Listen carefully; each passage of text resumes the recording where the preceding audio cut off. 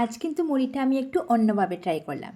কারণ হচ্ছে আজ ঝালমুড়িও বানাইনি আর বারোমজাও বানাইনি। তো আজ মুড়িটা খাবো জিলিপি দিয়ে।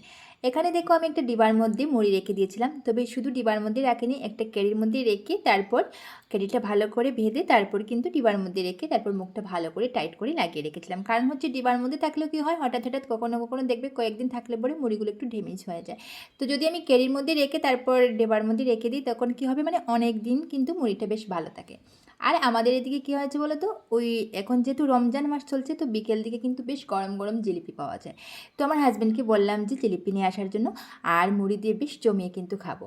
তো গরম গরম জিলিপি দিয়ে আর মুড়ি দিয়ে খেতে কিন্তু বেশ দারুণ লাগে। জানি না তোমরা কখনো খেয়েছো কি না, আমার তো বেশ ভালো লাগে। এদিকে আমার হাজব্যান্ডের কিন্তু আবার এতটা ভালো লাগে না। তো এতটাই নিয়েছিলাম আর কি, দুজনে খাবো বলে। তো আমার হাজব্যান্ড অল্প খেয়েছে, বাকি অর্ধেক থেকে বেশিটা আমিই খেয়েছিলাম। তোমরা একবার করে ট্রাই করে দেখবে, বেশ ভালো লাগে কিন্তু খেতে।